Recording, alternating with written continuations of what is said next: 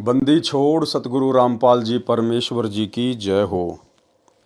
परमपिता परमात्मा सारी सृष्टि के रचनहार कुल मालिक असंख्य ब्रह्मांडों के स्वामी जगत गुरु तीनों लोकों में प्रवेश करके सबका भरण पोषण करने वाले राजाधिराज आत्माधार नाथों के नाथ देवों के देव महादेव सर्वेश्वर महेश्वर मृत्युंजय अजरो अमर आदि अनादि सनातनी प्रभु जगत पिता जगदीश्वर श्री श्री 1008 की उपाधि के वास्तविक अधिकारी अकाल मूर्ति सौद स्वरूपी राम वासुदेव सर्वगतम ब्रह्म परम पूज्य प्रथम पूज्य परम संत परम पुरुष परम धनी परम दयालु सत्य कबीर हक्का कबीर अल्लाहू अकबर बाखबर अल्लाह ताला जगत के तारणहार जगत के मुक्तिदाता जगत के जगन्नाथ हारे के सहारे हिंदुओं के राम मुसलमानों के अल्लाह सिखों के वाहेगुरु ईसाइयों के मसीह दया के सागर दयानिधि करुणा के सागर करुणानिधि स्वयंभू परिभू संकट मोचन कष्ट हरण मंगल करण दुख भंजन अविगत कबीर निर्विकार निर्विषम परमात्मा अलय अलेख सतगुरु आदि अनादि सतगुरु असली मर्यादा पुरुषोत्तम असली राम असली कृष्ण असली घनश्याम असली मुरारी राजाओं के राजा महाराजाओं के महाराजा शहंशाहों के शहंशाह सम्राटों के सम्राट भगवानों के भगवान अल्लाहों के अल्लाह प्रभुओं के प्रभु मसीहाओं के मसीह सच्चे वाहेगुरु बाबाओं के बाबा पीरों के पीर सेठों के सेठ जगत सेठ सावड़सा सेठ सर्वगुण संपन्न अनंत कोटि कलाओं के स्वामी अनंत कोटि ब्रह्मांडों के नायक योगियों में महायोगी ध्यानियों में महाध्यानी सिद्धों में परम सिद्ध ज्ञानियों में तत्व ज्ञानी ब्रह्म ज्ञानी महाज्ञानी परम ज्ञानी सर्वश्रेष्ठ ज्ञानी विज्ञानी युवा कबीर समरथ कबीर असमवात अमित ओजा सच्चे रहनुमा करीम अल्लाह सुभान अल्लाह दुनिया के अंतिम पैगंबर 8 सितंबर 1951 से गांव धनाना जिला सोनीपत हरियाणा भारतवर्ष की पावन भूमि पे प्रकट रियल कल की भगवान श्री नारायण साकार हरि श्री बाबा साहेब शब्द स्वरूपी राम संत शिरोमणि सतगुरु रामपाल जी परमेश्वर जी के चरण कमल में सात संगति से जुड़े हुए देश विदेश से हम सभी सत्सेवक भाई बहनों का अनंत कोटि दंडवत प्रणाम। सत्साई भाई और बहनों, दया पूज्य गुरुदेव भगवान की सारी सृष्टि के रचयिता की सतगुरु रामपाल जी परमेश्वर जी की पूज्य गुरुदेव भगवान के विशेष आशीर्वाद से उनकी विशेष अनुकंपा से आप और हम सभी साध संगति से जुड़े हुए सत्सेवक भाई बहन उनके तत्व ज्ञान को आधार बनाकर दृढ़ता के साथ भक्ति मार्ग पर निरंतर आगे की ओर बढ़ रहे हैं। भाई और बहनों, कलयुग की बिचली पीढ़ी में साध संगतियों का नसीब होना आप और हमारे ऊपर परमेश्वर की विशेष रजा विशेष मेहर है। आप और हमारा भी कर्तव्य बनता है कि अब हम गुरु को परमेश्वर के रूप में मानकर जानकर पहचान कर अपना तन मन धन मन कर्म वचन से उनके चरण कमल में समर्पित करके दुनिया को अनदेखा करके और शतलोक में अपनी सुरती लगाएं, अर्थात मर्यादा शौपन में भी तोड़ने की ना सोचें और अपनी भक्ति को पूरा करें। तो भाई और बहनों, कबीर सागर के सरलार्थ के ऊपर वीडियो बनाने की श्रृंखला जारी है। पूज्य गुरुदेव जी के कर कमल से कबीर सागर के सरलार्थ के ऊपर आज हमारा ये 46वें नंबर का वीडियो है। हर एक वीडियो में गुरुदेव हमें कुछ न कुछ शिक्षा अवश्य उपलब्ध करवाते हैं। आज सिख धर्म के प्रवर्तक श्री नानक जी के ऊपर हमारा ये 3रे नंबर का वीडियो है और कबीर सागर के सरलार्थ का 46वें नंबर का वीडियो है। आज श्री नानक जी का जो वीडियो है वो कंप्लीट हो जाएगा। इस वीडियो में काफ़ी कुछ जानकारियाँ गुरुदेव भगवान ने आप और हमें उपलब्ध करवाई हैं। वीडियो देखते हैं। कबीर सागर का सरलार्थ पेज नंबर 414। बेई नदी में प्रवेश। जीवन 10 गुरु साहिब से ज्यों का ज्यों सहाभार। गुरु जी प्रत्येक प्रातः बेई नदी में, जो कि शहर सुल्तानपुर के पास ही बहती है, स्नान करने के लिए जाते थे। एक दिन जब आपने पानी में डुबकी लगाई तो फिर बाहर ना आए। कुछ समय उपरांत आप जी के सेवक ने जो कपड़े पकड़कर नदी के किनारे बैठा था, घर जाकर जयराम जी को खबर सुनाई कि नानक जी डूब गए हैं। तो जयराम जी तैराकों को साथ लेकर नदी पर गए। आप जी को बहुत ढूंढा किंतु आप नहीं मिले। बहुत देखने के पश्चात सब लोग अपने अपने घर चले गए। भाई जयराम जी के घर बहुत चिंता और दुख प्रकट किया जा रहा था कि 3रे दिन सवेरे ही एक स्नान करने वाले भगत ने घर आकर बहन जी को बताया कि आपका भाई नदी के किनारे बैठा है। यह सुनकर भाईया जयराम जी बेई नदी की तरफ दौड़ पड़े और जब जब पता चलता गया और बहुत से लोग भी वहां पहुंच गए। जब इस तरह आपके चारों तरफ लोगों की भीड़ लग गई, आप जी चुपचाप अपनी दुकान पहुंच गए। आप जी के साथ स्त्री और पुरुषों की भीड़ दुकान पर आने लगी। लोगों की भीड़ देखकर गुरुजी ने मोदी खाने का दरवाजा खोल दिया। भाई और बहनों, पॉइंट है, ध्यान से सुनना। लोगों की भीड़ देखकर गुरुजी ने मोदी खाने का दरवाजा खोल दिया और कहा, जिसको जिस चीज की जरूरत है वह उसे ले जाए। मोदी खाना लुटाने के पश्चात गुरुजी फकीरी चोला पहनकर शमशान घाट में जा बैठे। यानी जब वापस सतलोक से आए थे वो नानक जी नहीं थे। रंग रूप शरीर अवश्य नानक जी का लोगों को दिखाई दे रहा था, लेकिन वो स्वयं कबीर परमात्मा थे, सतगुरु रामपाल जी थे। भाई और बहनों, यदि नानक जी होते तो जिस प्रकार सीधे अपनी दुकान पर गए और लोगों की भीड़ इकट्ठा हो गई, अगर नानक जी होते तो वो कभी भी भीड़ को ये ना कहते कि जिसको जो चाहिए ले जाओ, क्योंकि नानक जी को पता था कि मैं यहां पर नौकर हूं और ये सुल्तानपुर के नवाब के यहां पे मैं नौकरी कर रहा हूं और मुझे प्रत्येक चीज का हिसाब देना पड़ेगा। क्योंकि बाकी दिन तो नानक जी पैसे लिया करते थे, सामान दिया करते थे। उससे पहले तो नानक जी ने कभी नहीं कहा कि ले जाओ, जिसको जो मर्जी सामान चाहिए ले जाओ ले जाओ।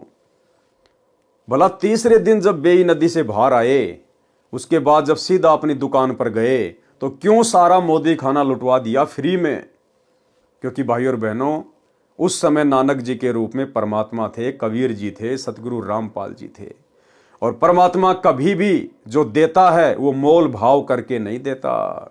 दाता एक राम, भिखारी सारी दुनिया। वो परमेश्वर कभी भी मोल भाव नहीं करता। वो परमेश्वर केवल देता है, उसके बदले कुछ लेता नहीं है। तो नानक जी के रूप में स्वयं कबीर परमात्मा सतगुरु रामपाल जी थे और परमेश्वर ने कहा कि जिसको जो चाहिए मोदी खाने से सामान ले जाओ। पूरा मोदी खाना उन्होंने लुटवा दिया। तो ये भी एक सबूत है कि सतलोक से जब वापस आए थे तो नानक जी नहीं थे, स्वयं कबीर परमेश्वर जी थे। लोगों की भीड़ देखकर गुरुजी ने मोदी खाने का दरवाजा खोल दिया और कहा, जिसको जिस चीज की जरूरत है वह उसे ले जाए। मोदी खाना लुटाने के पश्चात गुरुजी फकीरी चोला पहनकर शमशान घाट में जा बैठे। मोदी खाना लुटाने और गुरुजी के चले जाने की खबर जब नवाब को लगी तो उसने मुंशी द्वारा मोदी खाने की किताबों का हिसाब जयराम को बुलाकर पड़ताल करवाया। हिसाब देखने के पश्चात मुंशी ने बताया कि गुरुजी के 760 रुपए सरकार की तरफ अधिक हैं। इस बात को सुनकर नवाब बहुत खुश हुआ। उसने गुरुजी को बुलाकर कहा कि उदास न हो, अपना फालतू पैसा और मेरे पास से लेकर मोदी खाने का काम जारी रखें। पर गुरुजी ने कहा, अब हमने ये काम नहीं करना, हमें कुछ और काम करने का भगवान की तरफ से आदेश हुआ है। नवाब ने पूछा, क्या आदेश हुआ है? तब गुरुजी ने मूल मंत्र उच्चारण किया, ओमकार सत्य नामो कर्ता पुरुष निर्भव निर्वयु अकाल मूर्ति अजूनी सब गुरु प्रसादी। नवाब ने पूछा कि यह आदेश आपको भगवान ने कब दिया? गुरुजी ने बताया कि जब हम बेई में स्नान करने गए थे तो वहां से हम सचखंड अपने स्वामी के पास चले गए थे। वहां हमें आदेश हुआ कि नानक जी ये मंत्र आप जपो और बाकियों को जपा कर कलयुग के लोगों को पार लगाओ। इसलिए अब हमें अपने मालिक के इस हुक्म की पालना करनी है। इस संदर्भ को भाई गुरदास जी वार 1 पौड़ी 24 में लिखते हैं, बाबा पैदा सचखंड नौ निधि नाम गरीबी पाई। अर्थात बाबा नानक जी सचखंड गए, वहां आपको 9 निधियों का खजाना नाम और निर्भयता प्राप्त हुई। यहां बेई किनारे जहां गुरुजी बेई से बाहर निकलकर प्रकट हुए थे, गुरुद्वारा संत घाट अथवा गुरुद्वारा बेर साहिब बहुत सुंदर बना हुआ है। इस स्थान पर ही गुरुजी प्रातः स्नान करके कुछ समय के लिए भगवान की तरफ ध्यान करके बैठते थे। जीवन 10 गुरु साहिब नामक पुस्तक से लेख समाप्त। भाई बाले वाली जन्म साखी में अद्भुत प्रमाण, यानी सिख समाज जो ये मानता है अपनी अज्ञानता और नादानी के चलते कि श्री नानक जी का कोई भी गुरु नहीं था, तो गुरुदेव भगवान जन्म साखी भाई बाले वाली से ही इसका प्रमाण देंगे, क्योंकि भाई बाला और भाई मर्दाना ये दो नानक जी के विशेष शिष्य थे, सदा उनके साथ में रहा करते थे। तो भाई बाला ने जो भी लिखा वो बिल्कुल सत्य लिखा है। भाई बाले वाली जन्म साखी में अद्भुत प्रमाण। भाई बाले वाली जन्म साखी एक मान्य ग्रंथ है जो गुरु ग्रंथ की तरह ही सत्य ज्ञान का प्रतीक माना जाता है, जिसके ज्ञान को सिख समाज परम सत्य मानता है, क्योंकि यह जन्म साखी भाई बालाजी द्वारा आंखों देखा कानों सुना ज्ञान है जो श्री नानक देव साहिब जी ने बोला था तथा बालाजी ने बताया तथा दूसरे गुरु श्री अंगद जी ने लिखा था। जन्म साखी के पृष्ठ 299 व 300 पर साखी कूना पर्वत की चली।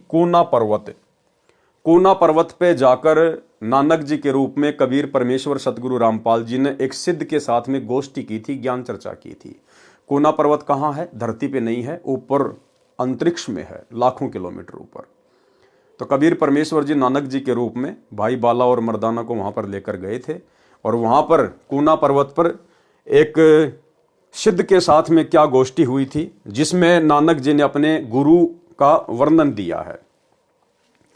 जन्म साखी के पृष्ठ 299 300 पर साखी कूना पर्वत की चली में गोष्ठी सिद्धा नाल हुई है। इसमें प्रकरण है कि श्री गुरु नानक जी कूना पर्वत पर गए, उनके साथ भाई बालाजी तथा मर्दाना जी थे। कूना पर्वत की गुफा में कुछ सिद्ध पुरुष नाथ पंथ के रहते थे। उनके साथ ज्ञान गोष्ठी में श्री नानक जी ने प्रश्न के उत्तर में कहा था कि एंकार हमारा नाब अपने गुरु की बलि जाऊं। मर्दाने ने पूछा कि हे गुरु जी, क्या आपका भी कोई गुरुजी है? मर्दाने ने नानक जी से पूछा, क्या आपका भी कोई गुरुजी है? तब नानक जी ने कहा कि हे मर्दाना, मेरा इतना बड़ा गुरु है जो बिना करतार की कृपा के अपनी दृष्टि में नहीं आता, जो बिना करतार की कृपा के दृष्टि में नहीं आता। इसका मतलब वो कबीर परमात्मा जिसको चाहेगा उसी को अपनी पहचान करवाएगा, वो उसी का ज्ञान योग खोलेगा, उसी की दिव्य दृष्टि खोलेगा। और इसका जीता जागता प्रमाण आज वर्तमान में भी है। वही कबीर परमात्मा जो बेई नदी पर नानक जी को मिले थे, आज इस भारत देश की पवित्र भूमि पर 8 सितंबर 1951 से परम पूज्य परमेश्वर सतगुरु रामपाल जी के रूप में स्वरूप में प्रकट हैं। सन 1994 से अपना यथार्थ 13वां कबीरपंथ शुरू कर चुके हैं। पिछले 30 वर्षों से अनमोल ज्ञान दे रहे हैं, और इन 30 वर्षों में उनके कई लाखों की संख्या में शिष्य हो चुके हैं। लेकिन उन लाखों में से केवल चंद ही आत्माएं हैं, 5 या 10% बड़ी मुश्किल से, जिनको सतगुरु रामपाल जी ने स्वयं के परमेश्वर होने के विषय में उनकी दिव्य दृष्टि खोलते हुए जानकारी दी है। केवल साध संगति से जुड़े हुए सत्सेवक भाई बहन ही वो शिष्य हैं, वो फॉलोवर हैं, जिनकी दिव्य दृष्टि, जिनका ज्ञान योग कबीर परमेश्वर सतगुरु रामपाल जी ने हल्का सा खोला है। और गुरुदेव भगवान ने स्वयं की पहचान करवाई है कि तुम्हारा गुरु कोई गांव धनाने का जांट नहीं है, सचखंड का शहंशाह है जिसने सारी सृष्टि रची है। इसके अलावा सतलोक आश्रमों से जुड़ी हुई 90% संगत का ज्ञान योग अभी तक नहीं खुला है।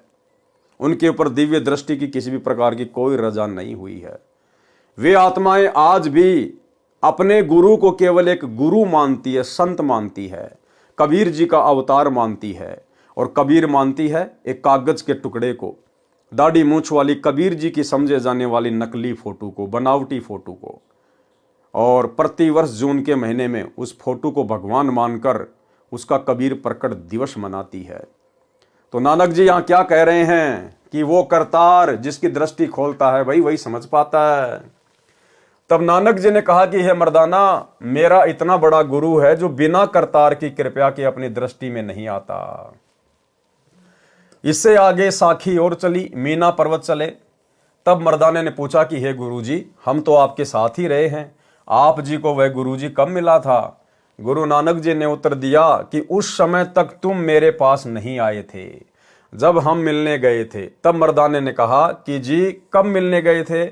तब श्री नानक जी ने कहा कि जब सुल्तानपुर में बेई नदी में डुबकी लगाई थी तब 3 दिन उसी के साथ रहे थे। हे मर्दाना, भाई बाला जानता है, हे मर्दाना, ऐसा गुरु है जिसकी सत्ता संपूर्ण संसार में आश्रय दे रही है, उसको जिंदा बाबा कहते हैं। हे मर्दाना, जिंदा उसी को कहते हैं जो काल के अधीन न आवे, अपितु काल उसके अधीन है। क्या कहते हैं भाई और बहनों उसको? जिंदा। और जिंदा कौन होता है? स्वयं कबीर परमात्मा। उसको जिंदा बाबा कहते हैं। हे मर्दाना, जिंदा उसी को कहते हैं जो काल के अधीन न आवे, अपितु काल उसके अधीन है। भाई और बहनों, आज सतगुरु रामपाल जी के रूप में हमें भी वही जिंदा बाबा मिला है। आज हम उसी जिंदा बाबा की शरण में हैं जो जिंदा बाबा बेई नदी पर श्री नानक जी को मिले थे और गांव छुडानी में श्री गरीबदास जी को मिले थे। और गरीबदास जी ने अपनी वाणी में असुर निकंदन रमेणी में कहा है कि सतगुरु दिल्ली मंडल आईसी, सूती धरणी सूम जगाईसी। सतगुरु दिल्ली मंडल में आएगा। कब कहा गरीबदास जी ने? 650 साल पहले अपने सदग्रंथ साहिब में। गुरुदेव ने वो वाणी हमें असुर निकंदन रमेणी में दी है लास्ट में। सतगुरु दिल्ली मंडल आईसी, सूती धरणी सूम जगाईसी, काग भूषण छत्तर के आगे, गंधर्व करत चलत है रागे। तो गरीबदास जी कह रहे हैं कि मुझे जो सतगुरु मिले थे जिंदा बाबा के रूप में, सतलोक से आए थे, छुडानी के खेतों में मुझे जो जिंदा बाबा मिले थे, जो मुझे सतगुरु मिले थे, तो गरीबदास जी कह रहे हैं कि आगे चलकर वही मेरा सतगुरु जो मुझे जिंदा बाबा के रूप में मिला था, वही दिल्ली मंडल में आएगा। सतगुरु दिल्ली मंडल आईसी, सूती धरणी सूम जगाईसी। तो आज दिल्ली मंडल में कौन आया भाई और बहनों? सतगुरु रामपाल जी आए 8 सितंबर 1951 को। तो कौन हुए सतगुरु रामपाल जी? गरीबदास जी के सतगुरु। गरीबदास जी के सतगुरु कौन थे? जिंदा बाबा। जिंदा बाबा कौन था? कबीर जी। तो आज हमें जो पूज्य गुरुदेव भगवान प्राप्त हैं, हमें जिनकी शरण प्राप्त है, ये स्वयं जिंदा बाबा हैं, ये स्वयं कबीर साहिब हैं, गरीबदास जी के सतगुरु हैं, गरीबदास जी के जिंदा बाबा हैं। आप और हमारा कितना बड़ा सौभाग्य कि परमेश्वर ने हमें हल्की सी सद्बुद्धि देकर और अपनी वाणियों के खुलासों के माध्यम से ये जानकारी करवा दी कि तुम्हारा गुरु कोई गांव धनाने का जांट नहीं है, माँ के गर्भ से जन्म लेकर आया हुआ कोई मानुष नहीं है, कोई जीव नहीं है। और इसीलिए फिर गरीबदास जी ने हम भक्तों को बार बार अपनी वाणियों के माध्यम से चेताया है कि कलयुग की बिचली पीढ़ी वाले भक्तों, धोखा मत खा जाना। मेरा सतगुरु ही आगे चल के दिल्ली मंडल में आएगा, जिंदा बाबा, सतगुरु दिल्ली मंडल आईसी। इसलिए गरीबदास जी ने बार बार हमें आगाह किया है कलयुग की बिचली पीढ़ी वालों को अपने सदग्रंथ साहिब में कि जो मेरा सतगुरु दिल्ली मंडल में आएगा, जिंदा बाबा, जिसको तुम अपना गुरु धारण करोगे, उसको मानुष मानने की गलती मत करना। गुरु मानुष कर जानते, वो नरकइये अंध, ओवें दुखी संसार में आ गए यम के फंदे। तो गरीबदास जी ने अपनी अनेकों वाणियों में हमें बहुत अच्छे से सावधान किया है। उसको जिंदा बाबा कहते हैं। हे मर्दाना, जिंदा उसी को कहते हैं जो काल के अधीन ना हो, अपितु काल उसके अधीन है। श्री नानक जी का गुरु था अन्य प्रमाण। साखी कंधार देश की चली। जन्म साखी के पृष्ठ 470-471 पर एक मुगल पठान ने पूछा कि आपका गुरु कौन है? श्री नानक जी ने उत्तर दिया कि जिंदा पीर है, वह परमेश्वर ही गुरु रूप में आया था, उसका शिष्य सारा जहां है। फिर साखी रुक्कनदीन काजी के साथ हुई। जन्म साखी के पृष्ठ 183 पर कुछ वाणी इस प्रकार है। नानक आखे रुक्कनदीन साचा सुनहूं जवाब, खालक आदम सिरजिया आलम बड़ा कबीर। कायम दायम कुदरती सिर पीरा दे पीर, सजदे करे खुदाई नु आलम बड़ग्य कबीर। भावार्थ, श्री नानक जी ने कहा कि रुक्कनदीन काजी, जिस खुदा ने आदम जी की उत्पत्ति की है, वह बड़ा परमात्मा कबीर है। वही पृथ्वी पर सतगुरु की भूमिका करता है, वही पृथ्वी पर सतगुरु की भूमिका करता है। कौन? स्वयं बड़ा परमात्मा, आलम बड़ा कबीर, कायम दायम सिरजिया सब पीरा दे पीर। वो स्वयं ही पृथ्वी पर आकर सतगुरु की भूमिका करता है। नानक जी अपने गुरु के विषय में कह रहे हैं, कबीर परमात्मा के विषय में कह रहे हैं कि वो स्वयं ही पृथ्वी पर आकर सतगुरु की भूमिका करता है। तो आज जो महापुरुष इस कलयुग की बिचली पीढ़ी में सतगुरु की भूमिका में हैं, फिर भला ये कौन है? ये स्वयं कबीर परमात्मा हैं, अल्लाहों के अल्लाह, प्रभुओं के प्रभु हैं। दूसरी बात भाइयों और बहनों, यदि आप लोगों को लगता है कि सतगुरु तो कबीर जी के लिए कहा है, भाई अगर सतगुरु शब्द कबीर जी के लिए कहा जाता है, कौन से कबीर जी के लिए? आप लोगों की नज़रों में वो कबीर जो 650 साल पहले आया था काशी के बनारस में, अगर उस कबीर के लिए सतगुरु शब्द का प्रयोग किया जाता है, तो फिर इन सतलोक आश्रमों से जुड़े हुए भगत भाई बहनों को अपने गुरुदेव सतगुरु रामपाल जी के नाम से पहले सतगुरु शब्द का प्रयोग नहीं करना चाहिए, क्योंकि सतगुरु तो केवल पूरी सृष्टि में एक समय में एक ही होता है। एक समय में धरती पे दो दो सतगुरु नहीं होते, केवल एक ही सतगुरु होता है, और वो सतगुरु स्वयं कबीर परमात्मा होता है। तो फिर आपके गुरु जी कौन हुए? सतगुरु रामपाल जी कौन हुए? आप अपने गुरुदेव के नाम से पहले सतगुरु शब्द लगाते हैं, और सतगुरु शब्द का अधिकारी केवल कबीर परमात्मा है, किसी और के नाम के आगे पीछे सतगुरु लग ही नहीं सकता। और भाई आप सतलोक आश्रम वालों के अनुसार यदि सतगुरु शब्द कबीर जी जो दाढ़ी मूछ वाले रूप में 650 साल पहले आए थे उन्हीं के नाम से पहले लगता है, तो फिर आप अपने गुरु को सतगुरु कहना छोड़ दीजिए, क्योंकि सतगुरु की भूमिका तो खुद कबीर परमात्मा ही करता है। दूसरा, आप जी अपने गुरुदेव को बंदी छोड़ बंदी छोड़ बंदी छोड़ कहते हैं। भाई बंदी छोड़ तो पूरी सृष्टि में एक ही है, वो है कबीर परमात्मा। फिर आप अपने गुरुदेव को बंदी छोड़ क्यों कहते हैं? क्या बंदी छोड़ भी दो हैं? अरे क्या भगवान भी दो हैं सृष्टि में?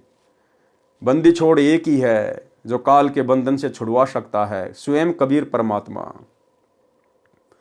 और आप लोग यदि उस दाढ़ी मूछ वाली कागज की फोटो को बंदी छोड़ मानते हैं, तो फिर आप अपने गुरुजी के नाम से पहले बंदी छोड़ क्यों लगाते हैं? भाई आप तो दोगला आचरण कर रहे हैं, आप तो दो नावों की सवारी कर रहे हैं। तो भाई और बहनों, ये विशेष मेहर है गुरुदेव की, जो गुरुदेव ने हम साथ संगति से जुड़े हुए सत्सेवक भाई बहनों का ज्ञान योग खोला है। हमें गुरु और गोविंद में कोई अंतर नजर नहीं आ रहा है।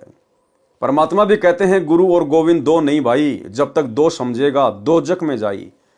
गुरु को और परमात्मा को अलग अलग मानने वाला, कहते हैं वो दो जख में जाएगा, नरक में जाएगा, नरक में।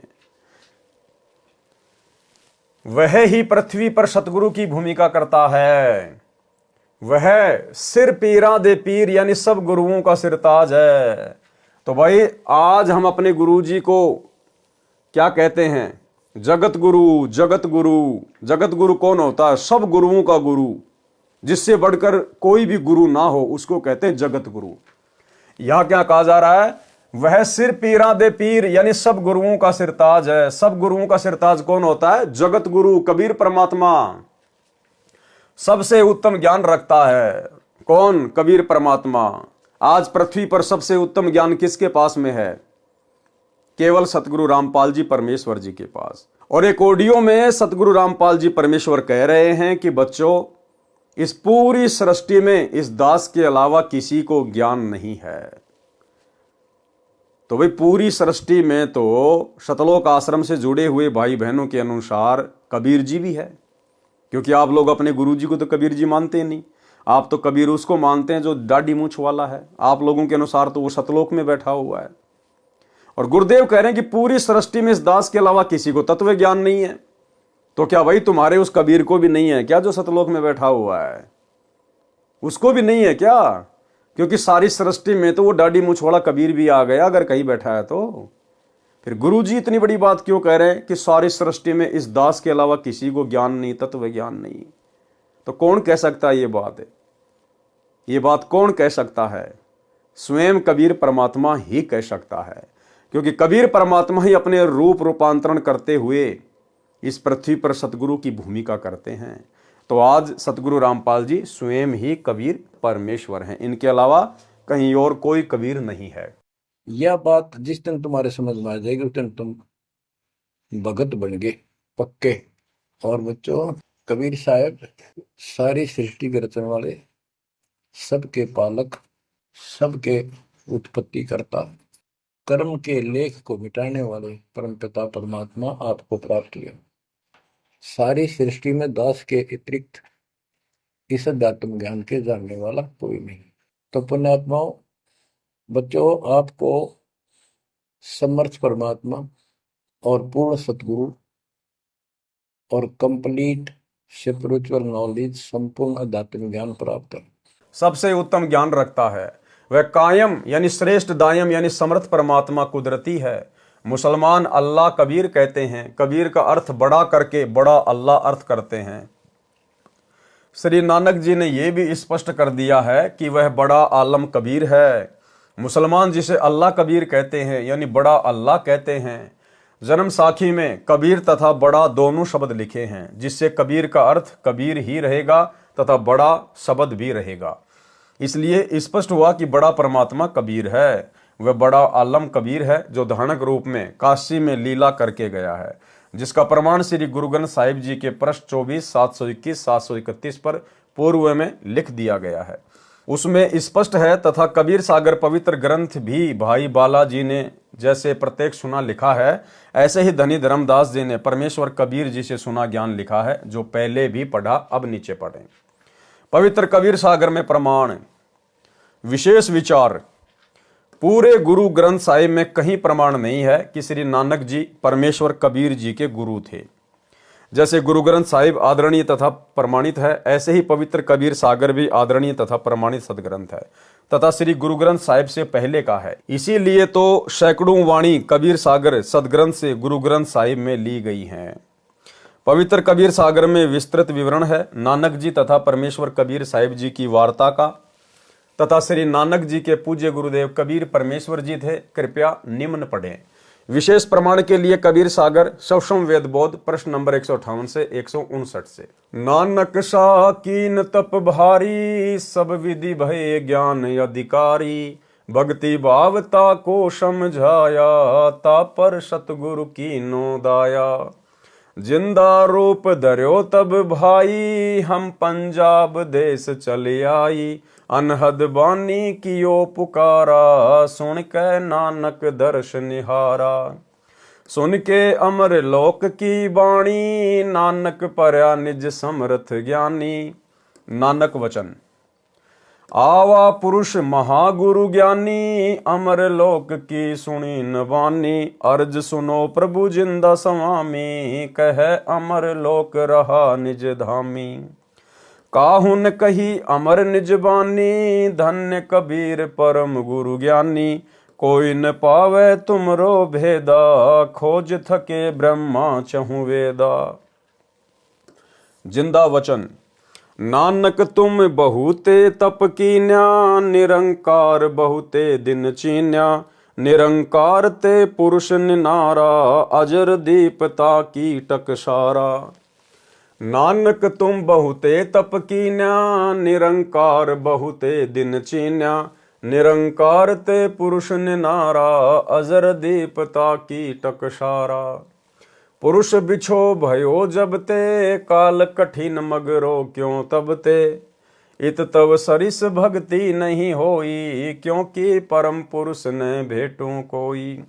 जब ते हम ते बिछुरे भाई, 60,000 जन्म भगत तुम पाई, धरि धरि जन्म भक्ति भल कीन्या, फिर काल चक्र निरंजन दीन्या। गहूँ मम शब्द तो उतरो पारा, बिन शत शब्द लहे यम द्वारा, तुम बड़ भगत भव सागर आवा, और जीव की कौन चलावा। निरंकार सब सृष्टि भुलावा, तुम करी भक्ति लौट क्यों आवा। नानक वचन। धन्य पुरुष तुम यह पद भाखी, ये पद हमसे गुप्त कह राखी, जब लो हम तुमको नहीं पावा, अगम अपार भरम फैलावा।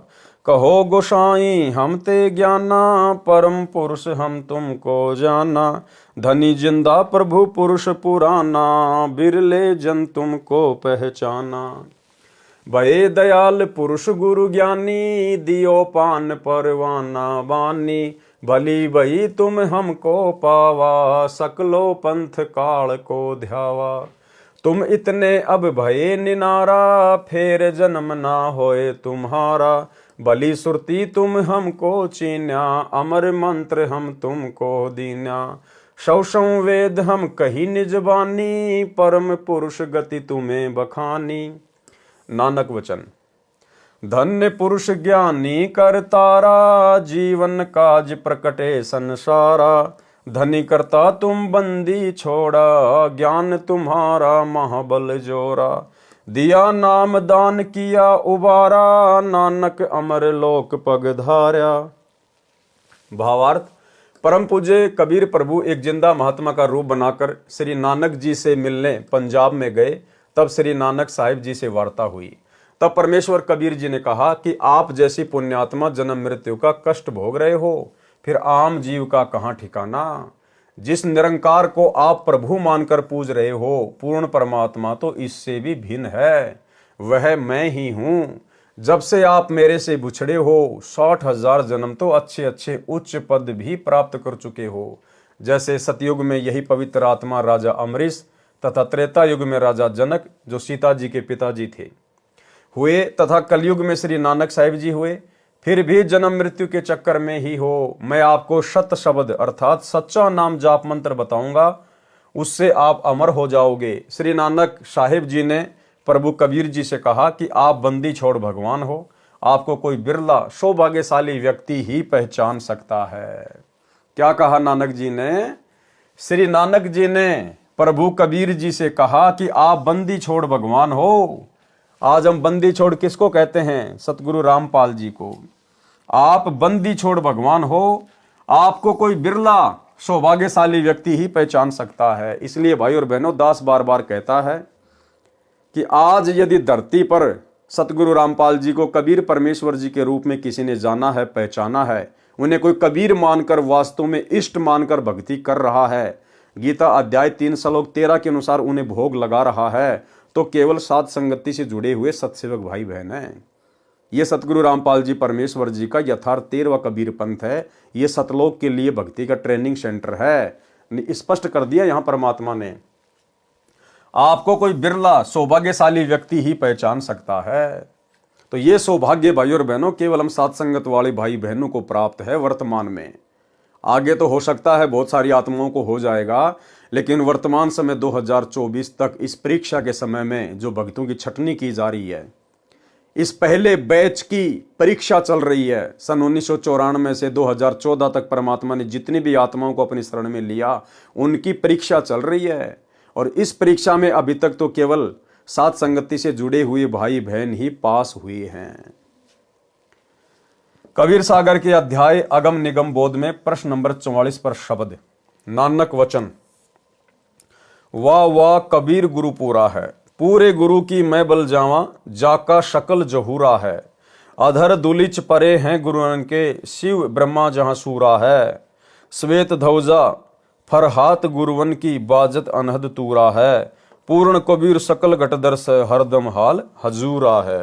नाम कबीर जपे बड़ भागी, नानक चरण को धूरा है। विशेष विवेचन, बाबा नानक जी ने उस कबीर जुलाहे काशी वाले को सत्यलोक यानी सचखंड में आंखों देखा, तथा फिर काशी में धानक जुलाहे का कार्य करते हुए, तथा बताया कि वही धानक रूप जुलाहा सतलोक में सत्य पुरुष रूप में भी रहता है, तथा यहां भी वही है। श्री नानक जी ने बचपन में श्री ब्रजलाल पांडे जी से गीता जी को समझा था।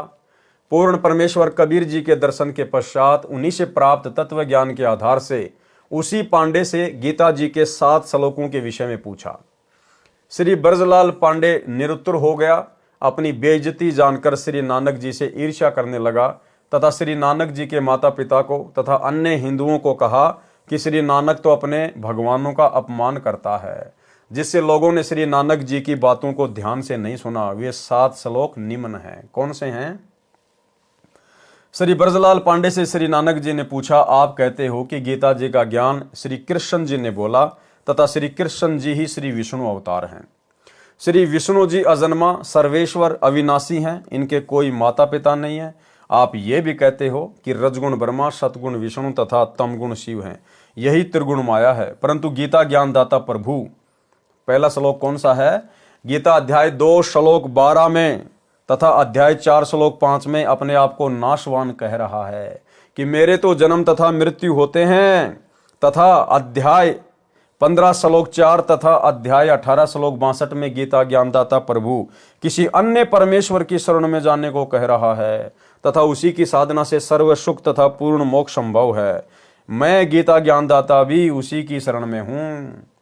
गीता अध्याय 7 श्लोक 15 में गीता ज्ञानदाता प्रभु कह रहा है कि जिनका ज्ञान त्रिगुण माया के द्वारा हरा जा चुका है। भावार्थ है कि जो साधक तीनों गुणों रजगुण ब्रह्मा, सतगुण विष्णु तथा तमगुण शिव की पूजा करते हैं, इनसे ऊपर अन्य प्रभु की साधना नहीं करते, जिनकी बुद्धि इन्हीं तक सीमित है, वे तो राक्षस स्वभाव को धारण किए हुए मनुष्यों में नीच दूषित कर्म करने वाले मूर्ख मुझे भी नहीं बसते। उपरोक्त तीनों प्रभुओं की पूजा मना है। फिर गीता ज्ञानदाता ब्रह्म काल अध्याय 7 श्लोक 18 में अपनी साधना को भी अनुत्तमाम अति घटिया कह रहा है। इसलिए गीता अध्याय 18 श्लोक 62 में कहा है कि पूर्ण मोक्ष तथा परम शांति के लिए उस परमेश्वर की शरण में जा। गीता अध्याय 4 श्लोक 34 में प्रमाण है कि उसके लिए किसी तत्वदर्शी संत की खोज कर। मैं उस परमात्मा के विषय में पूर्ण जानकारी नहीं रखता। उसी तत्वद्रष्टा संत द्वारा बताए ज्ञान अनुसार उस परमेश्वर की भक्ति कर। यही प्रश्न परमेश्वर कबीर साहिब जी ने श्री नानक जी से बेई नदी के किनारे पर किया था। जिस तत्व ज्ञान को समझकर तथा कबीर परमेश्वर के सत्य पुरुष रूप में सतलोक सचखंड में तथा धानक रूप में बनारस काशी में दर्शन करके समर्पण करके तत्व ज्ञान को जन जन तक पहुंचाया तथा पूर्ण मोक्ष प्राप्त किया। विशेष पवित्र सिख समाज इस बात से सहमत नहीं है कि श्री नानक साहिब जी के गुरुजी काशी वाला धानक जुलाहा कबीर साहिब जी थे। इसके विपरीत श्री नानक साहिब जी को पूर्ण ब्रह्म कबीर साहिब जी का गुरुजी कहा है। परंतु श्री नानक साहिब जी के पूज्य गुरुजी का नाम क्या है, इस विषय में पवित्र सिख समाज मौन है, जबकि स्वयं श्री गुरु नानक साहिब जी श्री गुरु ग्रंथ साहिब जी में महिला फर्स्ट की अमृतवाणी में स्वयं स्वीकार करते हैं कि मुझे गुरुजी जिंदा रूप में आकर मिले। वही धानक जुलाहा रूप में सत कबीर हक्का कबीर नाम से पृथ्वी पर भी थे तथा ऊपर अपने सचखंड में भी वही विराजमान है जिन्होंने मुझे अमृत नाम दिया। आदरणीय श्री नानक साहिब जी का आविर्भाव यानी जन्म सन 1469 तथा सतलोकवास सन 1539। पवित्र पुस्तक जीवनी 10 गुरु साहिबान आदरणीय कबीर साहिब जी धानक रूप में मृत मंडल में सन 1398 में सहशरीर प्रकट हुए तथा सहशरीर सतलोक गमन सन 1518 में पवित्र कबीर सागर। दोनों महापुरुष 49 वर्ष तक समकालीन रहे। श्री गुरु नानक साहिब जी का जन्म पवित्र हिंदू धर्म में हुआ। प्रभु प्राप्ति के बाद कहा कि न कोई हिंदू न मुसलमाना अर्थात अज्ञानतावश दो धर्म बना बैठे। सर्व एक परमात्मा सत्य पुरुष के बच्चे हैं। श्री नानक देव जी ने कोई धर्म नहीं बनाया बल्कि धर्म की बनावटी जंजीरों से मानव को मुक्त किया तथा शिष्य परंपरा चलाई। जैसे गुरुदेव से नाम दीक्षा लेने वाले भक्तों को शिष्य बोला जाता है, उन्हें पंजाबी भाषा में सिख कहने लगे। जैसे आज इस दास के लाखों शिष्य हैं, परंतु यह धर्म नहीं है। सर्व पवित्र धर्मों की पुण्यात्माएं आत्म कल्याण करवा रही हैं। यदि आने वाले समय में कोई धर्म बना बैठे तो वह दुर्भाग्य ही होगा। भेदभाव तथा संघर्ष की नई दीवार ही बनेगी, परंतु लाभ कुछ नहीं होगा।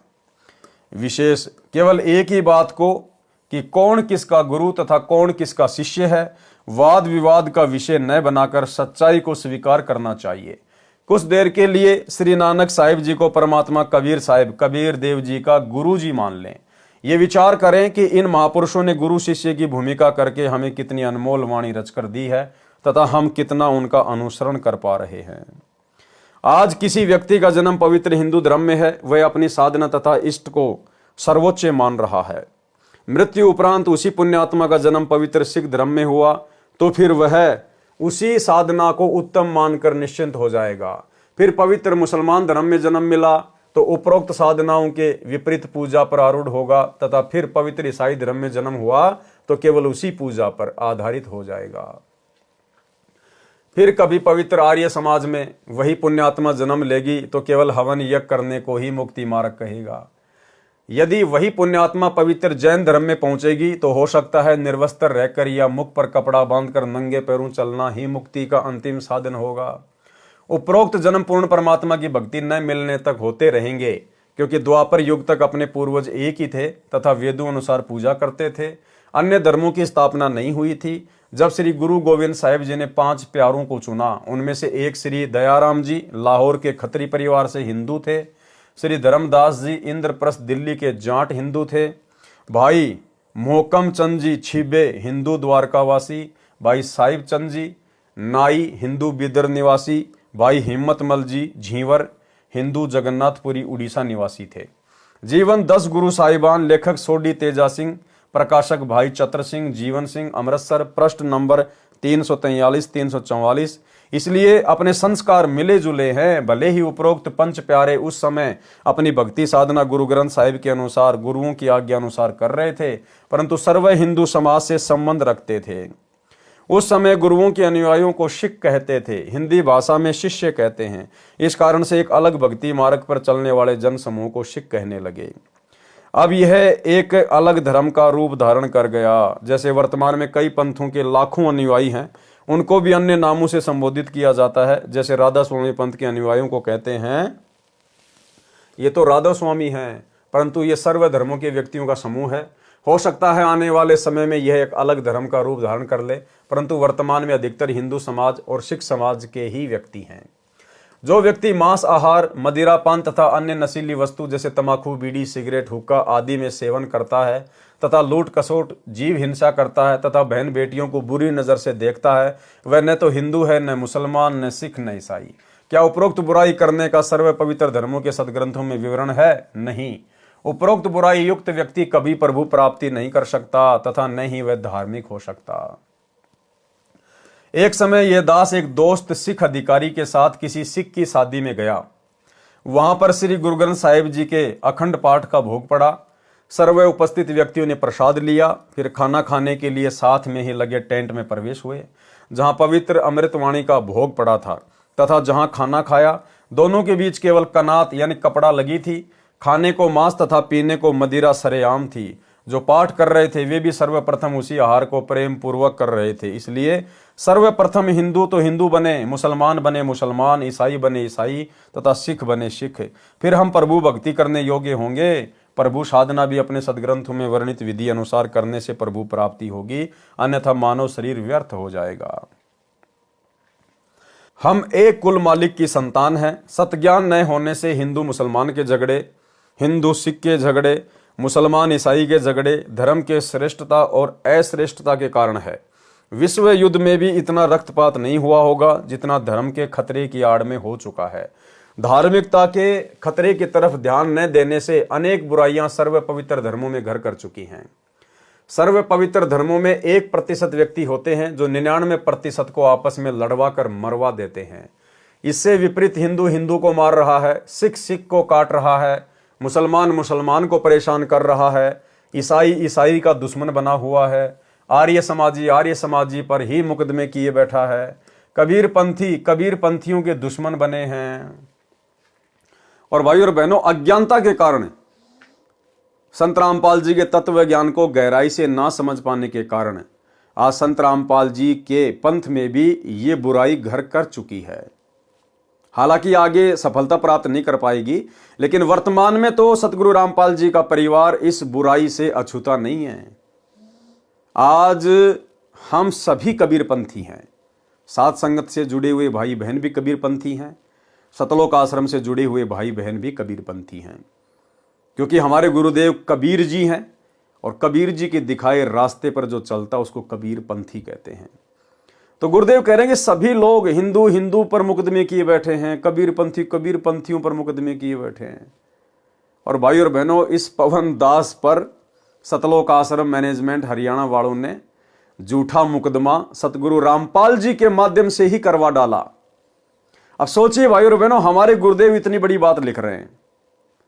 अब इतनी बड़ी बात लिखने वाले और समाज को शिक्षा देने वाले कि ऐसे आपस में मुकदमे नहीं करने चाहिए, ये अच्छी बात नहीं है, परमात्मा के भक्ति मार्ग में ऐसा नहीं होना चाहिए। तो गुरुजी तो मना कर रहे हैं कि आपस में मुकदमेबाजी नहीं करनी चाहिए। फिर सोचिए भाई और बहनों, मुझ पवन दास के ऊपर सतगुरु रामपाल जी ने मुकदमा क्यों किया? अपने परिवार के कहने पर। अगर आप इसको एक नॉर्मल बात मान के चलोगे तो फिर ये तो दोगली बात हो गई सतगुरु रामपाल जी की। यहां तो कह रहे हैं कि आपस में मुकदमेबाजी नहीं करनी चाहिए। जो आपस में एक दूसरे पर मुकदमा करते हैं उनको ज्ञान नहीं है। और सतगुरु रामपाल जी ने मुझ पवन दास के ऊपर अपने परिवार के कहने से मुकदमा कर दिया। तो नॉर्मल तरीके से अगर आप इस बात को लेकर चलोगे तो ये बात सतगुरु रामपाल जी को दोगला साबित करती है। इसलिए दास आप सभी भाई बहनों को बार बार कहता है कि पूज्य गुरुदेव जी के द्वारा अपने परिवार के कहने पर इस परीक्षा के समय में मुझ पवन दास के ऊपर अपने भक्ति विधान के विपरीत ये 420 का मुकदमा लगाना, मुझ पवन दास को जेल करवाना, ये वर्तमान में उनकी लीला का, उनके मिशन का एक हिस्सा है। क्योंकि वो परमात्मा जिन्होंने सन 1994 से 2014 तक 20 साल तक जो भक्ति की खेती की थी, परमेश्वर ने अब उसमें से भूस को अलग करना था और गेहूं को अलग करना था और माध्यम बनाया मुझ पवन दास को, 2 कोटि के जीव को भक्तों की परीक्षा के लिए। इसलिए भाइयों और बहनों, इस पवन दास के ऊपर जो गुरुद्रोही का टैग लगा हुआ है, ये गुरुदेव भगवान की लीला का, उनके मिशन का एक हिस्सा है। जो चंद भाई बहनों को तो समझ में आ गया, जो साथ संगति से जुड़े हुए हैं। बाकी आत्माओं की जो आश्रमों से जुड़ी हुई हैं, अभी उनकी आंखें बंद हैं, समय आने पर खुल जाएंगी। ईसाई का ईसाई दुश्मन बना हुआ है, आर्य समाजियों पर ही मुकदमे किए बैठा है। कबीर पंथियों के दुश्मन बने हैं तथा अन्य आश्रमों तथा डेरों के महंतों व संतों के आपस में कत्लेआम तथा मुकदमे तत्व ज्ञान के अभाव के कारण ही हो रहे हैं। क्या कह रहे हैं गुरुदेव? ये क्यों हो रहा है? तत्व ज्ञान के अभाव के कारण। तो क्या हमारे गुरुजी को भी तत्व ज्ञान नहीं है क्या, जो मेरे ऊपर मुकदमा कर दिया? अरे दुनिया को ऐसी शिक्षा देने वाला गुरु, क्या उनके पास भी तत्व ज्ञान नहीं है? जो अपने कर कमल से लिखित पुस्तक के विपरीत, अपने शब्दों के विपरीत मुझ पवन दास पे मुकदमा कर रहा है। तो भाई और बहनों, ये उनकी लीला का, उनके मिशन का एक हिस्सा है। मुझदास का जन्म पवित्र हिंदू धर्म में हुआ तथा वर्तमान में जो भी पूजाएं उपलब्ध थी सभी कर रहा था। 17 फरवरी 1988 फाल्गुन मास की अमावस्या विक्रमी संवत 2045 को तत्वदर्शी संत परम पूज्य स्वामी राम देवानंद जी महाराज के दर्शन हुए। ये जो स्वामी राम देवानंद जी महाराज हैं भाई और बहनों, इनको तत्व ज्ञान नहीं था, ये तत्वदर्शी संत नहीं थे। ये तो 650 साल पहले जिस प्रकार कबीर जी ने पंडित रामानंद जी को अपना मुंह बोला गुरु बनाया था, गुरु शिष्य परंपरा का निर्वाह करते हुए, ठीक इसी प्रकार वर्तमान में भी ये लीला चल रही है। धरती पर सतगुरु रामपाल जी के रूप में वही कबीर परमात्मा प्रकट है। और 17 फरवरी 1988 को आदरणीय गरीबदास जी के 12वें पंथ में सतगुरु रामपाल जी ने, अर्थात कबीर परमेश्वर जी ने, आदरणीय राम देवानंद जी को अपना मोह बोला गुरु धारण करके केवल गुरु शिष्य परंपरा का निर्वाह किया है। अन्यथा हमारे गुरुदेव स्वयं परमेश्वर हैं और परमेश्वर स्वयं ही तत्वदर्शी होता है। और एक समय में पृथ्वी पर एक ही तत्वदर्शी संत होता है, क्योंकि पूरी सृष्टि में कबीर जी के अलावा तत्वदर्शी संत की भूमिका कोई और नहीं निभा सकता। ये तो केवल अपने गुरु जी को महत्व दिया जा रहा है, क्योंकि भक्ति मार्ग में अपने गुरु को परमात्मा माना जाता है। परम पूज्य स्वामी राम देवानंद जी महाराज के दर्शन हुए। उन्होंने जब मुझे ये शास्त्र आधारित तत्व ज्ञान सुनाया, प्रथम बार ऐसा लगा जैसे किसी नास्तिक से मिलन हो गया और मन में आया कि ऐसे व्यक्ति के तो दर्शन भी व्यर्थ होते हैं। ऐसा क्यों कह रहे हैं गुरुदेव? क्योंकि जब सतगुरु रामपाल जी ये ज्ञान दे रहे हैं तो बहुत सारी आत्माओं के मन में इस प्रकार की बातें आती है शुरुआत में, जब उनके ज्ञान को सुनती हैं कि ये ज्ञान तो हमने आज से पहले कभी सुना ही नहीं। और फिर ना जाने वो गुरुदेव भगवान के विषय में क्या क्या सोचती हैं। आप नास्तिक है, सनातन का दुश्मन है, हिंदू देवी देवताओं का दुश्मन है। तो आगे चलकर जब उन आत्माओं को ये ज्ञान समझ में आए तो उसके बाद उन आत्माओं को पछतावा ना हो कि भाई ऐसे महापुरुष के बारे में ना जाने हमारे मुंह से क्या क्या शब्द निकल गए थे, नास्तिक है, ये है, वो है। तो गुरुदेव उन आत्माओं को सांत्वना देते हुए यहां पर लिख रहे हैं कि भाई मेरे साथ भी शुरुआत में ऐसे ही बनी थी, इसलिए यदि तुम लोगों ने भी कभी मेरे प्रति ऐसा सोचा हो तो अपने मन में इस दोष को निकाल देना, अपने मन से इस बात को निकाल देना। भाई ये ज्ञान ही ऐसा है, शुरुआत में जब इसको कोई सुनता है तो अटपटा सा ही लगता है, ताकि उन आत्माओं को थोड़ी शांति सी महसूस हो। ऐसे व्यक्ति के तो दर्शन भी व्यर्थ होते हैं जो हमारे देवी देवताओं ब्रह्मा विष्णु महेश तथा ब्रह्म से भी ऊपर कोई शक्ति बता रहा है। जब इस दास ने महाराज जी के द्वारा बताए शास्त्रों का अध्ययन उनकी पोल खोलने के लिए किया तो मेरी ही पोल खुल गई कि मैं सर्व साधना अपने ही पवित्र शास्त्रों, पवित्र गीता जी व पवित्र वेदों के विरुद्ध ही कर रहा था। अब दास की प्रार्थना है कि सर्व भगतजनों को एक बार अवश्य खेद होगा, परंतु उपरोक्त सदग्रंथों को प्रभु को साक्षी रखकर पुनः पढ़ें तथा मुझ दास के पास सर्व पवित्र धर्मों के सदग्रंथों के आधार पर वास्तविक भक्ति मार्ग है। निःशुल्क उपदेश प्राप्त करके अपना तथा अपने प्यारे परिवार का कल्याण करवाएं। जीव हमारी जाति है, मानव धर्म हमारा, हिंदू मुस्लिम सिख ईसाई धर्म नहीं कोई न्यारा। हिंदू मुस्लिम सिख ईसाई आपस में है भाई भाई, आर्य जैनी और बिश्नोई एक प्रभु के बच्चे सोई। कबीर खड़ा बाजार में सबकी मांगे खैर, ना काहू से दोस्ती ना काहू से बैर। अब देखो परमेश्वर तो क्या लिख रहे हैं अपने ज्ञान में, और वर्तमान में सतलोक आश्रम मैनेजमेंट हरियाणा के द्वारा क्या किया जा रहा है। गुरुदेव भगवान हमें क्या शिक्षा दे रहे हैं कि हिंदू मुस्लिम सिख ईसाई आपस में हम भाई भाई। बताओ, गुरुदेव ने तो सबको आपस में एक ही पिता की संतान बताया कि हिंदू मुस्लिम सिख ईसाई आपस में सब भाई भाई। और ये सतलोक आश्रम मैनेजमेंट हरियाणा अज्ञानता की पोटली।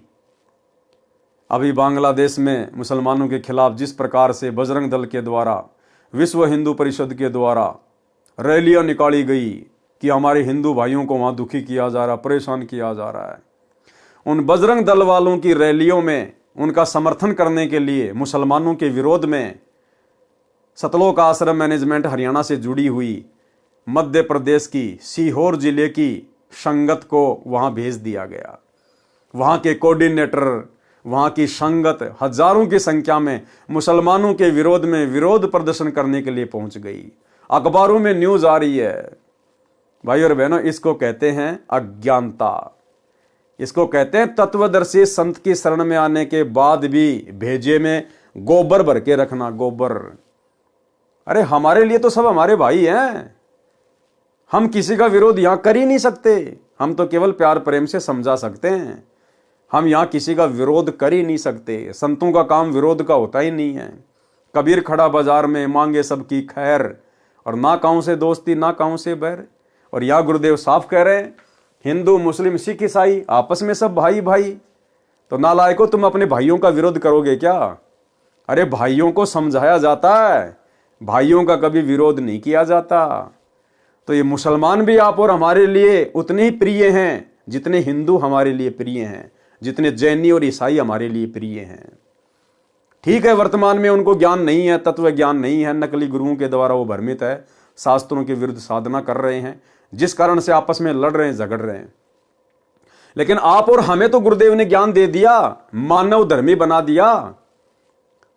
और यदि हम भी एक दूसरे के विरोध में, यदि हम किसी का पक्ष लेके खड़े हो जाएंगे, तो फिर हम संत रामपाल जी के भगत तो जलती हुई आग में घी डालने का काम कर रहे हैं।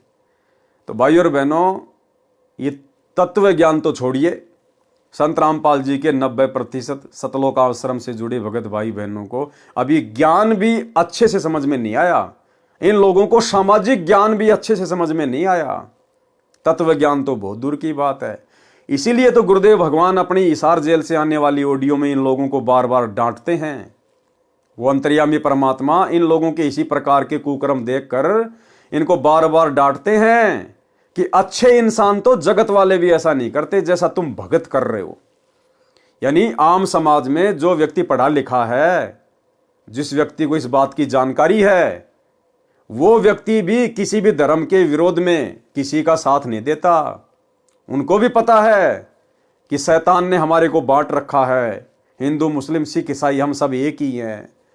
तो जो अच्छे इंसान जो संसार में हैं, जगत में हैं, जो संत रामपाल जी के भगत भी नहीं हैं, वो लोग भी बजरंग दल वालों के पक्ष में जाके खड़े नहीं हुए मुसलमानों के विरोध में, और संत रामपाल जी के भगत मुसलमानों के विरोध में जाके खड़े हो गए। इसलिए तो गुरुदेव कह रहे हैं कि अच्छे इंसान जो जगत में है ना, वो भी ऐसा नहीं करते जैसा कि तुम भगत कर रहे हो। यानी गुरुदेव ने अपनी सतलोक आश्रमों से जुड़ी हुई लाखों की संगत को आम सामाजिक व्यक्तियों से भी नीचे गिरा हुआ साबित कर दिया, नीचे गिरा हुआ। सुनिए। तो भाई और बहनों, आप और हमारा सौभाग्य कि गुरुदेव भगवान ने हमारा ज्ञान योग खोला, हमें गुरुदेव ने सद्बुद्धि दी। हम इस प्रकार के शैतानी प्रपंचों में नहीं पड़ते हैं, ज्ञान को आधार बना के अपनी भक्ति करते हैं, और बाकी संगत अपने कर्म फोड़ रही है कोऑर्डिनेटरों के पीछे लगकर। हिंदू मुस्लिम सिख ईसाई आपस में है भाई भाई, आर्य जैनी और बिश्नोई एक प्रभु के बच्चे सोई। कबीरा खड़ा बाजार में सबकी मांगे खैर, ना काहू से दोस्ती ना काहू से बैर। शवसम वेद बोध पृष्ठ 160 से 162 पर सामान्य ज्ञान है। शवसम वेद बोध पृष्ठ 163 का सारांश। मृत्यु के समय जीव किस रास्ते से जाता है, उसके भविष्य का ज्ञान। अथ जीव के अंतकाल वाली वाणी। अंतकाल जब जीव को आवे, यथा कर्म तब देही पावे। यानी अंत समय में जैसा जिसने जो कर्म किए हैं, शुभ या अशुभ कर्म, उसी अनुसार से आगे वो शरीर धारण करता है।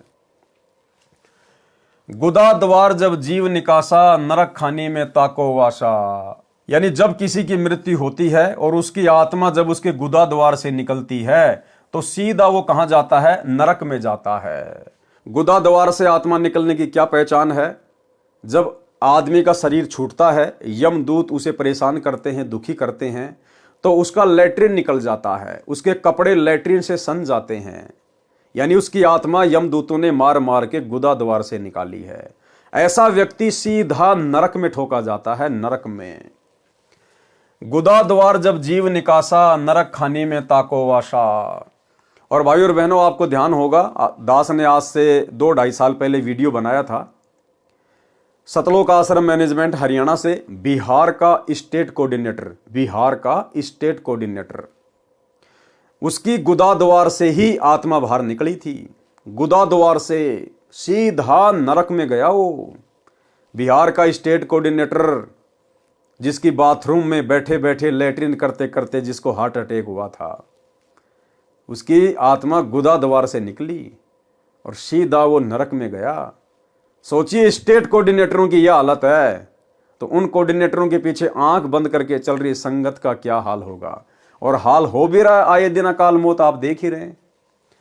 गुदा द्वार जब जीव निकासा, नरक खाने में ताको वाशा। गिरे नरक शीस बल जाई, ताही में पुनी रहे समाई। नाभि द्वार जो प्राण चलाना, जलचर योनि माही प्रकाटाना।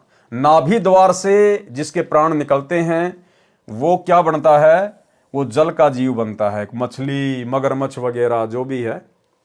मूत्र द्वार कर जीव पयाना, पशु योनि तासु ठिकाना। और जिसकी आत्मा उसके मूत्र द्वार से निकलती है, यानी मरते समय जो पेशाब कर देता है भयभीत होकर यमदूतों से, तो कहते हैं मूत्र द्वार कर जीव पयाना, पशु योनि में ताकू ठिकाना। सीधा वो पशु योनि में जाता है। मुख द्वार ते जीव कडियावे, अन्न खाने में बासा पावे। और जिसकी आत्मा उसके मुख द्वार से निकलती है, मुख से कैसे निकलेगी, उसका मुंह फटा का फटा रह जाता है। मृत्यु के बाद जिस व्यक्ति का मुंह फटा हुआ है, तो समझो उसकी आत्मा उसके मुख द्वार से निकाली गई है। वो कहां जाएगा, अन्न खानी में। जैसे ये अनाज के अंदर जो जीवाणु जो पैदा हो जाते हैं, गेहूं में, सरसों में, बाजरे में जो जीवाणु पैदा हो जाते हैं, ढोरे, सुरसी, वो ऐसी योनियों में जाता है। श्वास द्वार ते जीव जब जाता, अंडज खानी में सो प्रकटता।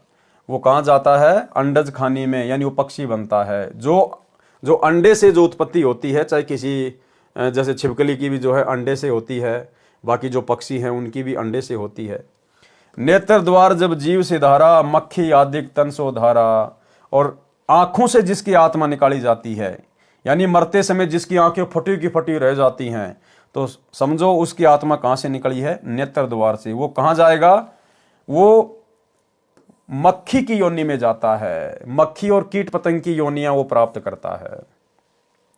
श्रवण द्वार ते जीव जब चाल्या, श्रवण यानी कान, प्रेत दे पावे तत्काला। वो भूत की योनि में जाता है।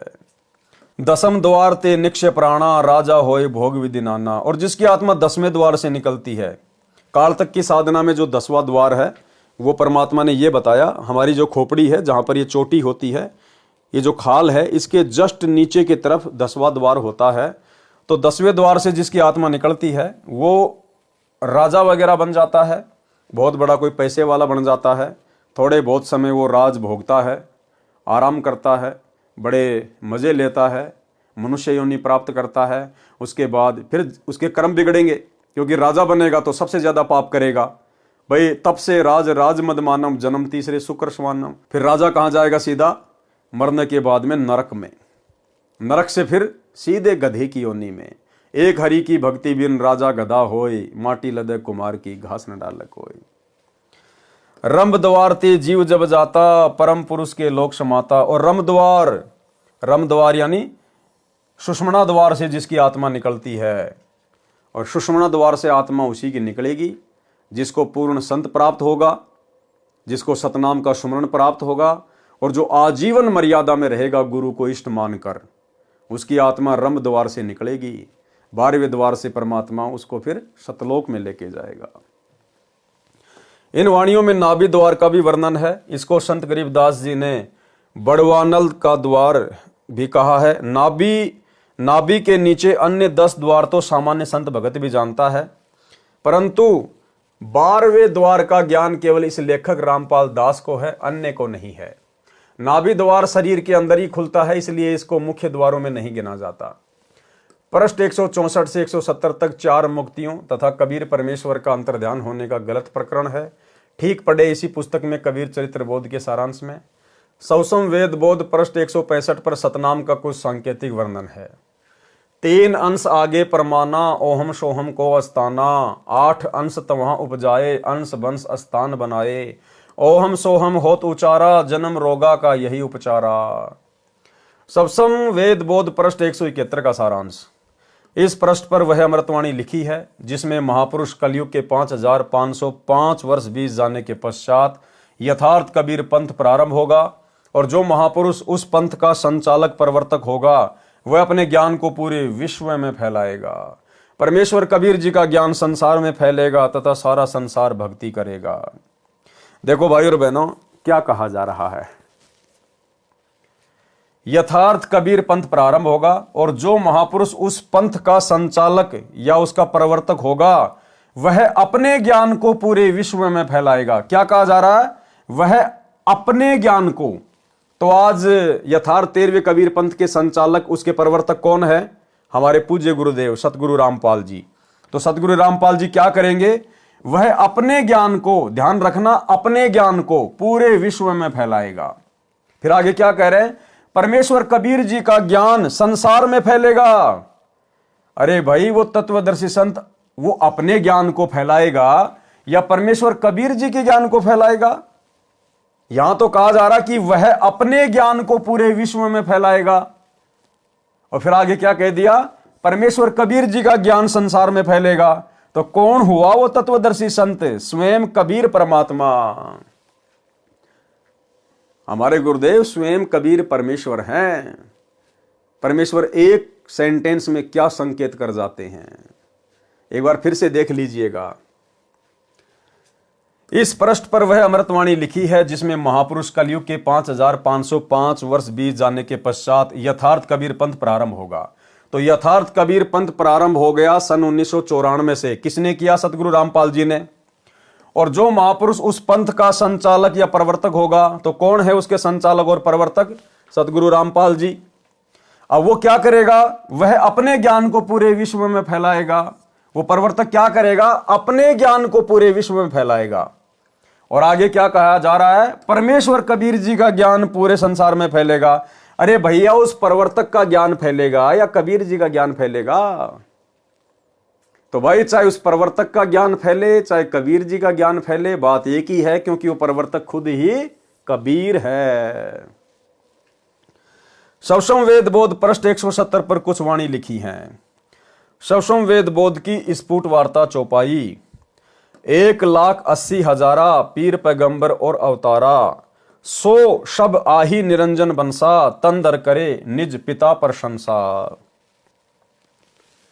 10 अवतार निरंजन केरे, राम कृष्ण सब माही बडेरे, पूर्ण आप निरंजन होई, या में फेर फार नहीं कोई।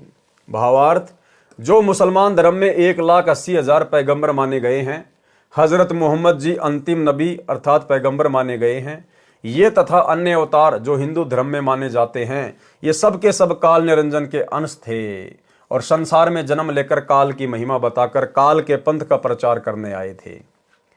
हिंदू धर्म में 10 अवतार माने गए हैं। उनमें से मुख्य श्री रामचंद्र जी तथा श्री कृष्णचंद्र जी हैं। काल निरंजन इनमें सर्वशक्तिशाली है। कबीर परमेश्वर जी ने कहा है कि मैं जो कह रहा हूं इसमें कोई हेर फेर नहीं है, अर्थात ये सत्य है। पृष्ठ 171 पर अंतिम वाणियों में कहा है कि पूर्ण परमात्मा का यथार्थ ज्ञान देने के लिए मेरा भेजा हुआ मेरा अंश उस समय आएगा जब कलयुग 5505 वर्ष बीत जाएगा। वह मेरी सत्य साधना का फरमान संदेशा लेकर आएगा उस समय हिंदू, तुर्क यानी मुसलमान या अन्य सब धर्मों में जितने जीव संसार में है वे सतनाम की महिमा से परिचित होकर निर्वाण यानी मोक्ष मार्ग को ग्रहण करेंगे। जितने भी धर्म के नाम के पंथ हैं तथा काल द्वारा भ्रमित करके परमेश्वर कबीर जी के नाम से 12 पंथ चलाए गए हैं, वे सब तत्व ज्ञान को जो वह महापुरुष प्रमाणित करके बताएगा उसको सुनकर तथा समझकर उस महापुरुष द्वारा चलाए गए 13वें यथार्थ पंथ में शवतः आकर ऐसे मिल जाएंगे जैसे सरितगण यानी दरियाओं का समूह अपने आप विवश हुआ समुद्र में मिलकर एक हो जाता है। इसी प्रकार सर्वधर्म समूह एक हो जाएंगे, यानी हिंदू, मुस्लिम, सिख, ईसाई, जैनी, बौद्ध, यहूदी, मंगोल, फारसी, जितने भी धर्म है संसार में, ये सब के सब धर्म एक हो जाएंगे। सब अपने नाम के आगे मानव धर्मी लगाएंगे, मानव धर्मी आगे पीछे, मानव धर्मी पवन दास, मानव धर्मी लोकेंद्र दास, मानव धर्मी जितेंद्र दास, जितने भी हैं सब अपने नाम के आगे पीछे मानव धर्मी लगाएंगे। ये जातियां और ये धर्म ये बिल्कुल समाप्त हो जाएंगे। लोगों को अपनी जाति और अपना धर्म बताने में शर्म आने लगेगी, शर्म, क्योंकि उस समय संत रामपाल जी का ज्ञान पूरे विश्व में फैल जाएगा और उनका जो नारा है वो जन जन की जुबान पे होगा, जीव हमारी जाति है, मानव धर्म हमारा, हिंदू, मुस्लिम, सिख, ईसाई धर्म नहीं कोई नारा। भाई जब हम सभी का पिता धरती पे आया हुआ है सतगुरु रामपाल जी, तो बाप जब आएगा तो बच्चों को एक करके जाएगा, एक करके। शैतान ने तो वाट रखे हैं, लेकिन अब बाप आ चुका है शैतान का, तो शैतान का बाप मेरे भाई सबको एक करके जाएगा, सारी दीवारें सारी जंजीरें मिटा जाएगा। इसी प्रकार सर्वधर्म समूह एक हो जाएंगे। जब तक वह निर्धारित समय नहीं आता 5505 वर्ष कलयुग का, तब तक मनुष्यों में छल कपट चतुराई करके कर्म खराब करना बना रहेगा। और जो ये ज्ञान मैं सप्तम वेद बोध में कह रहा हूं ये भी निराधार लगेगा। जब वह समय आएगा सब ही स्त्री पुरुष शुद्ध आचरण वाले होकर कपट चतुराई त्याग कर कबीर परमेश्वर जी की शरण प्राप्त करेंगे। कौन से कबीर परमेश्वर की? सतगुरु रामपाल जी की, क्योंकि शरण में तो इनके आना पड़ेगा, गुरु तो इनको बनाना पड़ेगा। तो कौन हुआ फिर कबीर? सब ही स्त्री पुरुष शुद्ध आचरण वाले होकर कपट चतुराई त्याग कर कबीर परमेश्वर की शरण प्राप्त करेंगे। जो धर्म के नाम पर भ्रमित करके काल द्वारा चलाए गए अनेकों पंथ हैं, ये सब फिर से एक हो जाएंगे। उस महापुरुष से सतनाम आदि सर्व मंत्रों की दीक्षा लेकर सब दीक्षित हंस सतलोक को जाएंगे। घर घर में मेरे ज्ञान की चर्चा होगी, कृपया पढ़े निमन वाणियां। सप्तम वेद बोध पृष्ठ 171 से कुछ वाणियां। दोहा 5000 और 505 जब कलयुग बीत जाए, महापुरुष फरमान तब जग तारण को आए। भाई वो महापुरुष आज आ चुका है सतगुरु रामपाल जी के रूप में। हिंदू तुर्क आदिक सब जेते जीव जिहान, सत्य नाम की साख गह पौवे पद निर्वाण। यथा सरित गण आप ही मिले सिंधु में धाये, सत सुकृत के मध्य तिमी सब ही पंथ समाये। जब लगी पूर्ण होए नहीं ठीके को तिथिवार, कपट चातुरी तब हिलो सब संवेद निर्धार। सब ही नारी नर शुद्ध तब जब ठीके का दिन आवंत, कपट चातुरी छोड़ के शरण कबीर गहंत। एक अनेक हो गयो पुनि अनेक हो एक, हंस चले सतलोक सब सत्य नाम की टेक। घर घर बोध विचार हो दुर्मति दूर बहाए, कलयुग में सब एक होई बरते सहज सुभाए। कहाँ उग्र कहाँ सुदर हो हर सब की भव भीर, सो समान समदृष्टि है समरथ सत्य कबीर। भावार्थ, परमेश्वर कबीर जी ने बताया है कि मेरी महिमा के ज्ञान की घर घर चर्चा चलेगी, सबकी दुर्मति समाप्त हो जाएगी, सब परमात्मा से डरने वाले होंगे। कोई शराब तमाकू मांस का सेवन नहीं करेगा, चोरी जारी व्यभिचार डाके डालना रिश्वत लेना पाप जानकर सब छोड़ देंगे, शुद्ध होकर सह स्वभाव से रहा करेंगे। माया जोड़ने की प्रवृत्ति समाप्त हो जाएगी। चाहे कोई डाकू हो चाहे अन्य मलिन कर्म करने वाला व्यक्ति हो, वह सब बुरे कर्म त्याग कर उस पंथ में दीक्षा लेंगे। सब साधकों की भवपीर यानी सांसारिक कष्ट हरेगा, यानी सर्व दुख दूर करेगा। अब देखना भाई और बहनों आगे ध्यान से, उस पंथ का प्रवर्तक कौन से पंथ का प्रवर्तक? 13वें कबीर पंथ का प्रवर्तक कौन है? सतगुरु रामपाल जी। उस पंथ का प्रवर्तक स्वयं कबीर परमेश्वर समान भक्ति शक्ति समर्थ होगा। उस पंथ का जो प्रवर्तक होगा, जो संचालक होगा 13वें कबीर पंथ का, वो क्या होगा? उस पंथ का प्रवर्तक स्वयं कबीर परमेश्वर समान भक्ति शक्ति समर्थ होगा।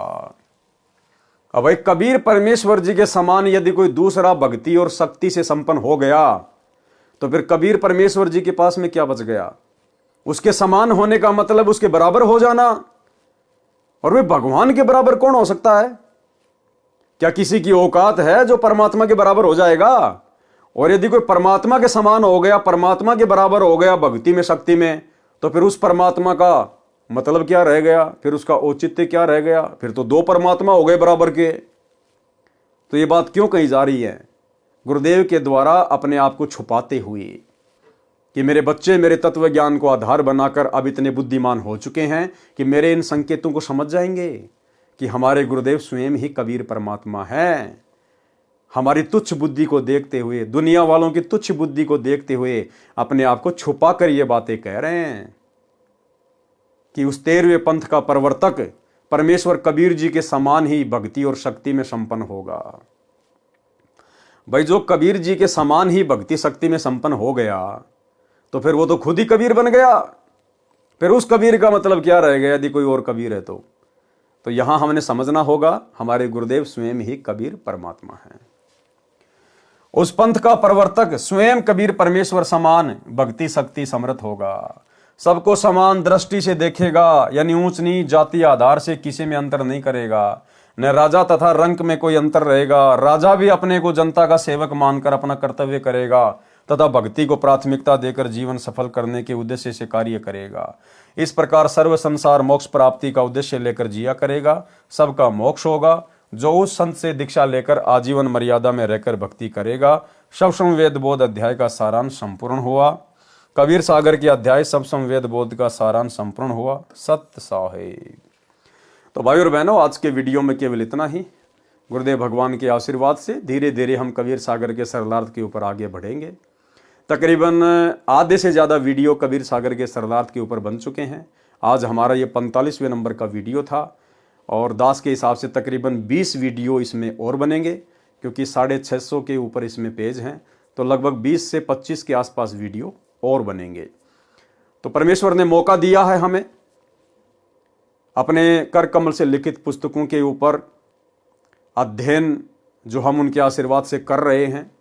खुलासे तो उन्होंने कर ही रखे हैं, सरलार्थ तो उन्होंने कर ही रखा है, लेकिन उन्हीं के द्वारा बख्शीश सद्बुद्धि आधार से हम उन्हीं के सत्प्रेरणा से कुछ और गुप्त रहस्य जो उन्होंने छुपा रखे हैं, जो वो कह नहीं सके, सार्वजनिक नहीं कर सके, आप और हमारी छोटी बुद्धि को देखते हुए कि कहीं उन बड़े बड़े रहस्यों को सुनकर इनके मन में गुरु के प्रति दोष पैदा ना हो जाए। तो गुरुदेव ने 2012 में ये पवित्र पुस्तक लिख दी, लेकिन इसको लिखकर छोड़ दिया क्योंकि उस समय हमारी बुद्धि गुरु को परमात्मा मानने में समर्थ नहीं थी, सक्षम नहीं थी। अब जब हम भक्तों की फाउंडेशन भरी जा चुकी है, हमारी नींव भरी जा चुकी है, तब परमेश्वर ने अब दास को प्रेरणा करके और इन पुस्तकों के ऊपर खुलासे शुरू करवाए हैं। तो एक एक करके गुरुदेव के आशीर्वाद से गुरुदेव से प्रार्थना करेंगे, विनती करेंगे कि मालिक हमें सेवा बख्शे और सभी पुस्तकों के ऊपर जो मुख्य मुख्य पुस्तकें हैं सभी के ऊपर इसी प्रकार से खुलासे होंगे आने वाले समय में। तो आज के वीडियो में केवल इतना ही। कल रात्रि 8 बजे सभी भाई बहन फिर से लाइव जुड़िए। तब तक गुरुदेव भगवान हम सबको आज्ञा दें, इजाज़त दें, आशीर्वाद दें। बंदी छोड़ सतगुरु रामपाल जी भगवान की जय हो।